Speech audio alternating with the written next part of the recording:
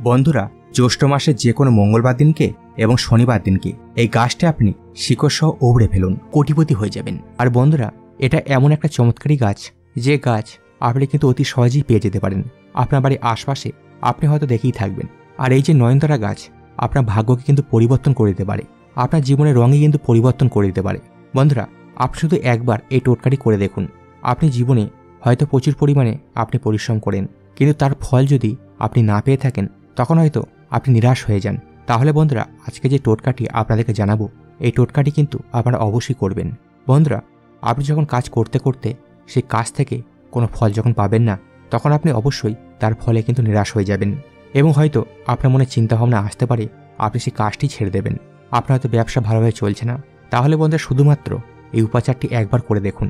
আপনার জীবনে সমস্ত কষ্ট যদি ঋণে যদি আপনি জড়িয়ে থাকেন এবং অর্থ কষ্ট দূর করার জন্য এই টোটকাটি কিন্তু অবশ্যই করবেন।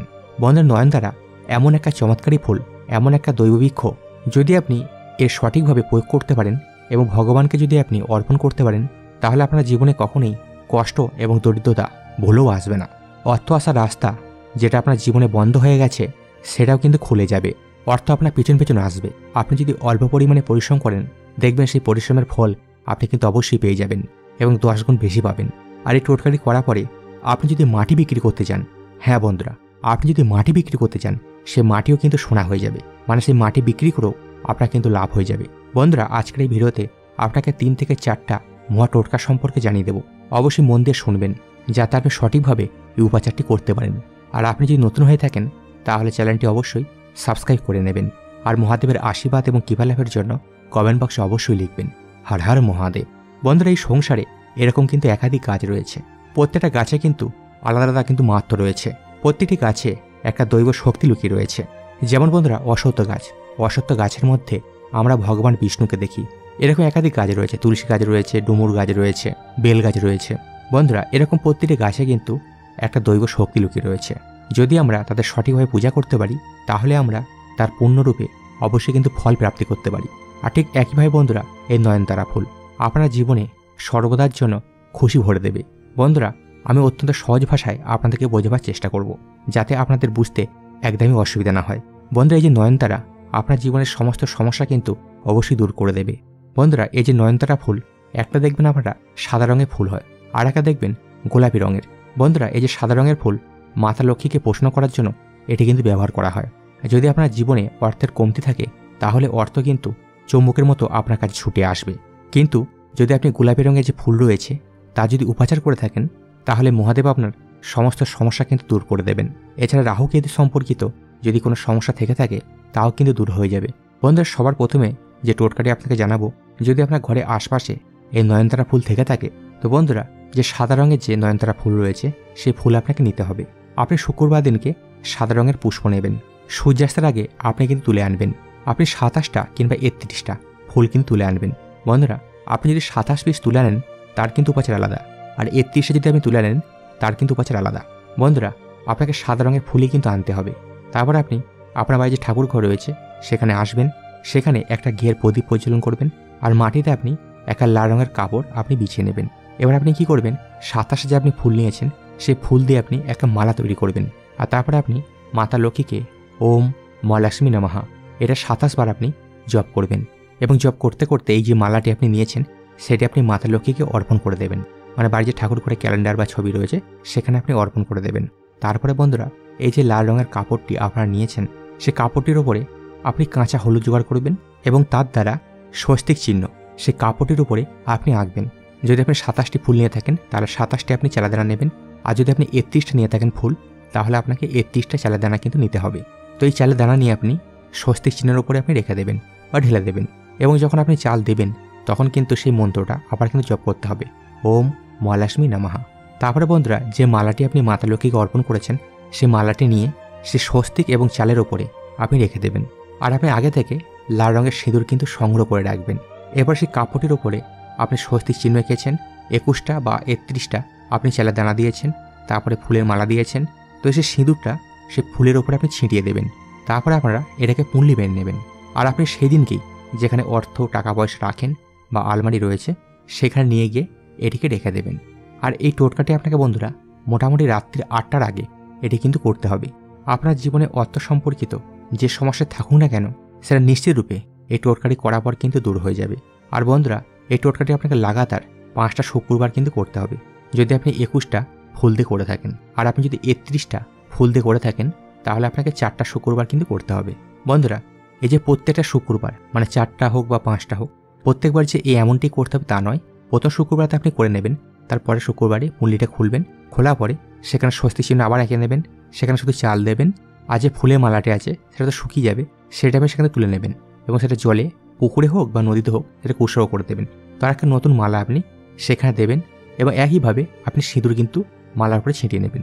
তারপর আপনারা বন্ধুরা এই একইভাবে বাকি আরও যে 2 বা 3টে শুক্রবার থাকছে এটিকে পুঁটলি বানিয়ে যেখানে টাকা পয়সা রাখেন বা যেখানে আলমারি রয়েছে তার মধ্যে রেখে দেবেন। আর বন্ধুরা 5টা শুক্রবার পরে এই পুঁটলিটা আপনি বাড়ির উঠোনে একটু গর্ত করে নেবেন, মাটি গর্ত করে নেবেন, সেখানে আপনারা এটিকে পুঁতে দেবেন। আর যখন আপনি পুঁতবেন এই পুঁটলিটা কিন্তু খুলে দেবেন, খুলে তারপর ঢেলে তারপরে কিন্তু আপনারা পুঁতে দেবেন। আপনার জীবনে কিন্তু কখনোই আর দেখবেন অর্থের কমতি হবে না। বন্ধুরা, এটা কিন্তু অত্যন্ত সহজ একটা টোটকা। আপনারা যদি পরপর 5টা শুক্রবার বা 4টা শুক্রবার যদি করতে পারেন, বন্ধুরা একটা কথা কিন্তু আপনাকে বলে রাখি, আপনারা যদি 4টা শুক্রবার যদি করে থাকেন তাহলে 5 নম্বর শুক্রবারে এই মাটি গর্ত করাটা কিন্তু আপনাকে করতে হবে। আর 5টা শুক্রবারের জন্য যদি আপনি করে থাকেন তাহলে আপনাকে 6টা শুক্রবার পর মাটি গর্ত করে কিন্তু এই ক্রিয়াটি আপনাকে করতে হবে। তো বন্ধুরা, এটা হলো প্রথম টোটকা। এরপরে যে দ্বিতীয় উপাচার সেটা আপনাকে জানিয়ে দিচ্ছি। বন্ধুরা, আপনার জীবনে অর্থের কমতি কোনো মতেই যাচ্ছে না, আপনার জীবনে কোনো রকম সংকট রয়েছে, সেটা হয়তো আপনি দূর করতে চাইছেন, তাহলে বন্ধুরা এই টোটকাটি কিন্তু আপনারা করতে পারেন। বন্ধুরা, এই টোটকাটি করার জন্য গোলাপি রঙের বা যে লাল রঙের যে ফুলটি রয়েছে সেই ফুলটি কিন্তু আপনার প্রয়োজন পড়বে। আর এই নয়নতারা ফুলটি, লাল রঙের ফুলটি আপনাকে 9 পিস কিন্তু নিতে হবে। আর তার সাথে সাথে একটা তামার ঘটি নেবেন, সেই ঘটিতে 1 ঘটি জল নেবেন। আর এই টোটকাটি আপনাকে সোমবার দিন করতে হবে। আপনি স্নান টান করবেন, শুদ্ধ বস্ত্র পরিধান করবেন, তারপরে কিন্তু এটি করবেন। আপনি যখন শিব মন্দির যাবেন তখন 9টা আপনি নয়নতারা ফুল তুলে নেবেন, লাল রঙেরটা। এবার এই যে 9টি আপনি ফুল নিয়েছেন, তামার পাত্রে যে জল নিয়েছেন তার মধ্যে ঢেলে দেবেন। আর তারপরে আপনারা ওম নমঃ শিবায় মন্ত্রটি আপনি জপ করবেন 108 বার। এবং এই যে জলটা তারপরে আপনি যে কোনো সোমবার দিন শিব মন্দিরে গিয়ে শিবলিঙ্গে অর্পণ করে দেবেন। আর যখন আপনি অর্পণ করবেন, আপনার মনে যে ইচ্ছা রয়েছে বা যে উদ্দেশ্যে আপনি এই উপাচারটি করছেন সেটি আপনি মহাদেবকে জানাবেন। আর জানানোর পরে এই জলটি আপনি ঢেলে দেবেন। বন্ধুরা, এটি যদি আপনি করতে পারেন তাহলে আপনার জীবনে বাস্তবত যে কোনো সমস্যা থাকুক না কেন, অথবা আপনার জন্মকুণ্ডলিতে শুক্র গ্রহ হয়তো খারাপ প্রভাব দিচ্ছে, সব কিছু কিন্তু দূর হয়ে যাবে। আর তার সাথে সাথে আপনার যে মনস্কামনা রয়েছে তাও কিন্তু পূরণ হয়ে যাবে।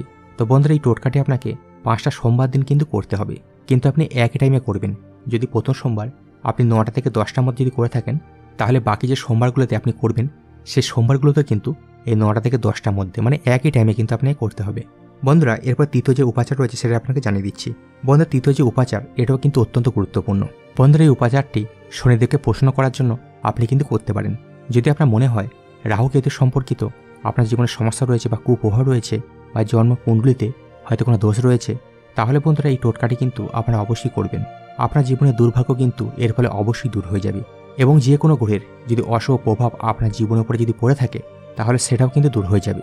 সাথে সাথে শনিদেবও কিন্তু আপনার প্রতি প্রসন্ন হবেন, আপনার ভাগ্য পরিবর্তন হয়ে যাবে। বন্ধুরা, আপনি শনিবার দিনকে শনি মন্দিরে কিন্তু যেতে হবে আপনাকে, এবং সূর্যাস্তের আগে একটা আপনি নয়নতারা ফুল সংগ্রহ করে রাখবেন, গোলাপি রঙের ফুলটা। তার সাথে সাথে সর্ষে তেলের প্রদীপ আপনাকে কিন্তু নিয়ে যেতে হবে, এবং তার মধ্যে আপনি কালো যে তিল হয় সেই তিল দানা আপনি প্রদীপের মধ্যে ঢেলে দেবেন। 9 পিস আপনাকে তিলের দানা কিন্তু তার মধ্যে ঢালতে হবে। আর একটা আপনি মোমবাতি নিয়ে যাবেন। আপনি শনিদেবের মন্দিরে গিয়ে এই প্রদীপটি প্রজ্বলন করবেন এবং এই যে নয়নতারা ফুল আপনি শনিদেবের চরণে এটিকে অর্পণ করে দেবেন। বন্ধুরা, আপনি বিশ্বাস করুন এই উপাচারটি করার পরে শনিদেব আপনার প্রতি অবশ্যই কিন্তু প্রসন্ন হবেন, এবং শনিগত যে কোনো সমস্যা আপনার জীবনে থাকুক না কেন তা কিন্তু দূর হয়ে যাবে। রাহু কেতু সম্পর্কিত যদি কোনো সমস্যা থেকে থাকে তাও কিন্তু দূর হয়ে যাবে। তো বন্ধুরা, আজকের এই ভিডিওতে আপনাকে নয়নতারা ফুলের 3টি চমৎকারী টোটকা সম্পর্কে জানিয়ে দিলাম। আশা করছি তথ্যগুলি আপনাদের ভালো লেগেছে। গুরুত্বপূর্ণ মনে হলে আপনাদের উদ্দেশ্যে ভিডিওটি অবশ্যই শেয়ার করে দেবেন। আর আপনাদের কাছে ছোট্ট একটা অনুরোধ, আপনি যদি এখনও পর্যন্ত চ্যানেলটিকে সাবস্ক্রাইব না করে থাকেন তাহলে সাবস্ক্রাইব করে পাশের বেল আইকনটি অবশ্যই অল করে নেবেন। ধন্যবাদ।